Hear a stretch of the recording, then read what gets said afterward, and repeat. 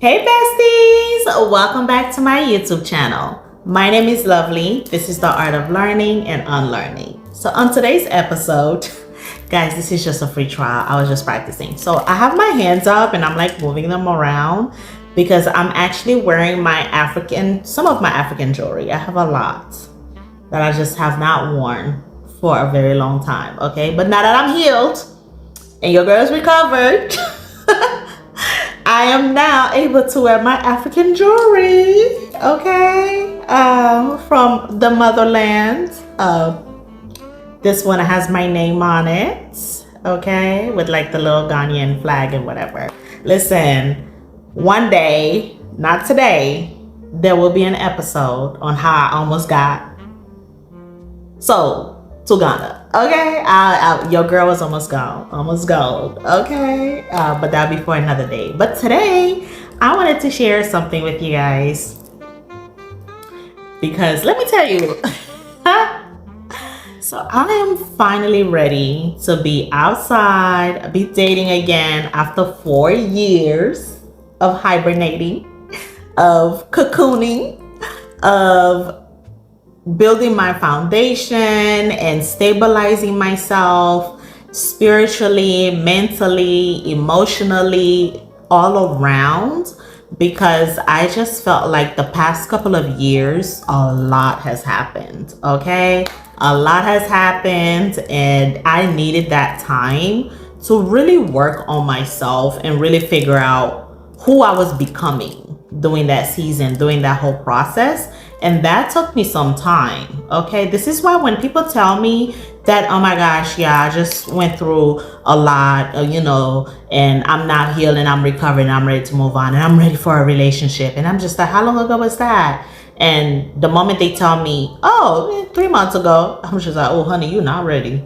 Because listen, healing takes time. Okay, true healing truly takes a lot of time. It does not happen overnight. It does not happen in the blink of an eye. Sometimes it might take months, it might take years, it might take you decades to get to where you need to go. It all depends on how stubborn you are too. So if you're really stubborn or really resilient, like you could take a lot, then it's going to take you a lot to get through your healing phase. But listen, your girl is very sensitive and it still took me 4 years. Okay, still, mind you, I'm very sensitive. But moving on. Okay, so if you hear my dog whining in the background, it's just Zion. He's a big whiner and he has a cone around his head right now because he has a bruise or whatever in between his toes.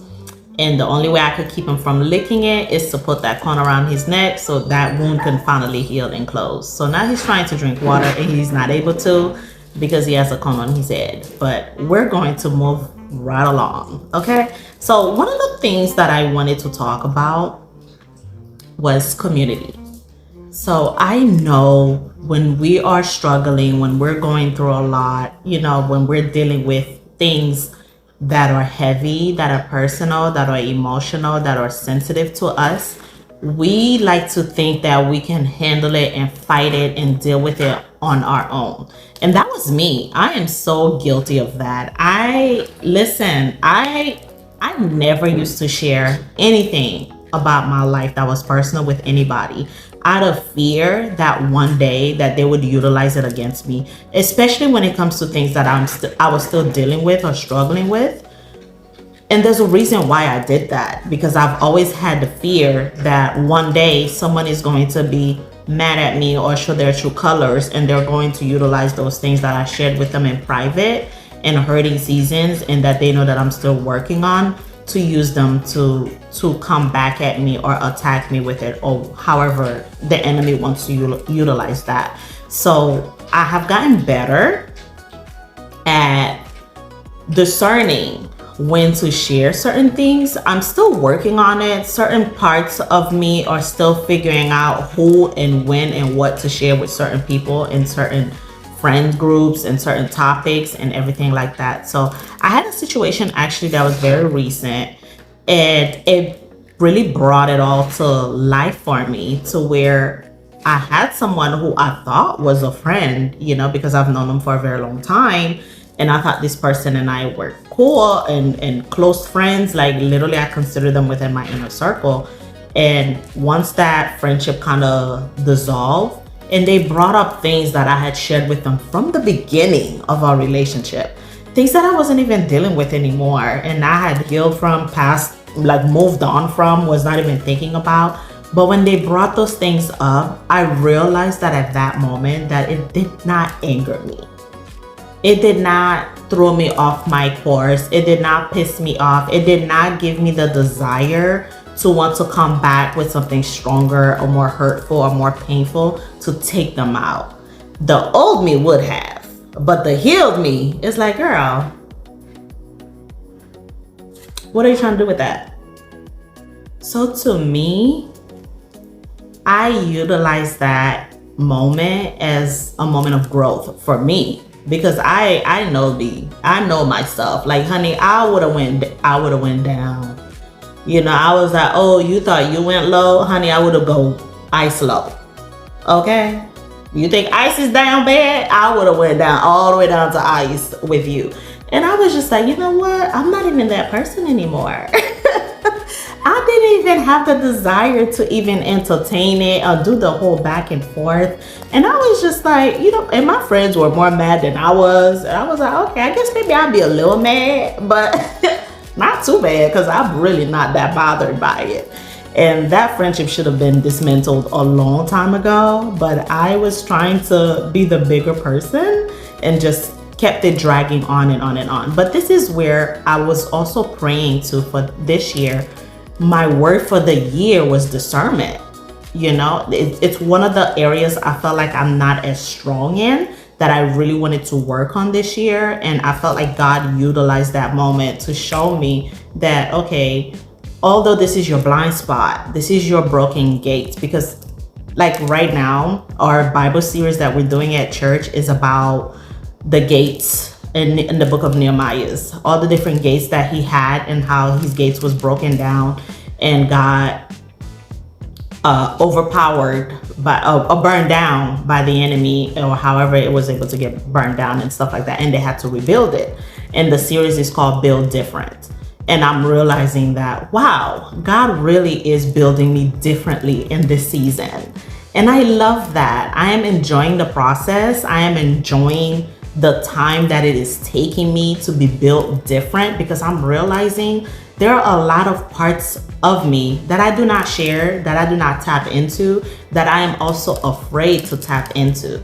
So that is also bringing a lot of awareness to me as well, within all of that is going on in my building season and in my new season. So I wanted to talk on the topic of community. I know sometimes we do not like to share. We like to remain private and keep our business, which is fine, which is why I'm actually doing this YouTube channel. So all those things that I will be sharing on my YouTube channel are things that I've already healed from. So do not think you can use them against me, okay? Because your girl's feelings will not be hurt. I've already handed that over to God. It's already been dealt with. These are now just conversations for me to share with you on how you too can grow from your season. Guys, this is so embarrassing. Okay, so I had to, it's not really embarrassing, because I honestly love all the lightings in my house, especially in my kitchen. It's my favorite spot in the house. Not only because I love to cook, but I just love my kitchen lighting. The kitchen lighting is the best here. But if you see my hand like moving down here, doing a whole bunch of things, it's because Zeus is right there. Come on, Zeus. Hop on. Hop on. Hop on. Hop, hop, hop.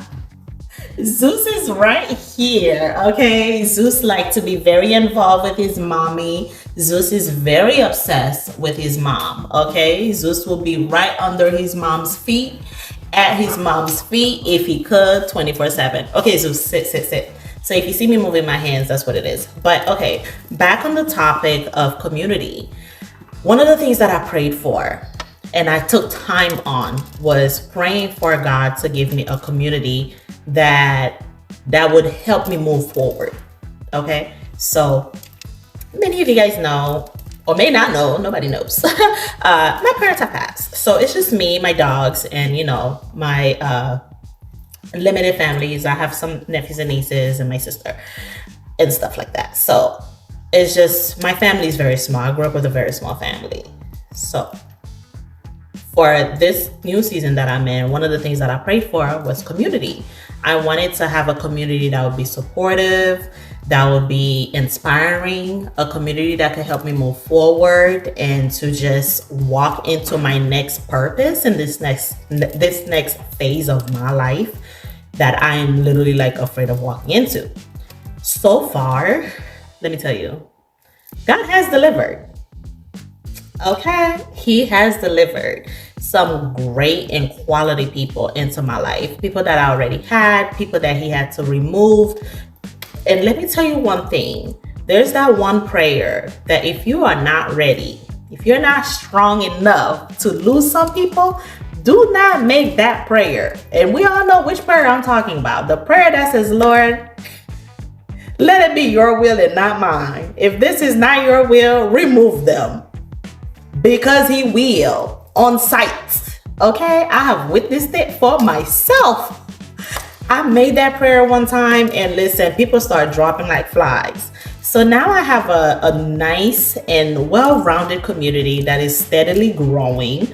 I've become a member of Toastmasters. The people there are amazing, so supportive, so encouraging, so motivating. I become a new member at Real Life Church, and that has also been very inspiring.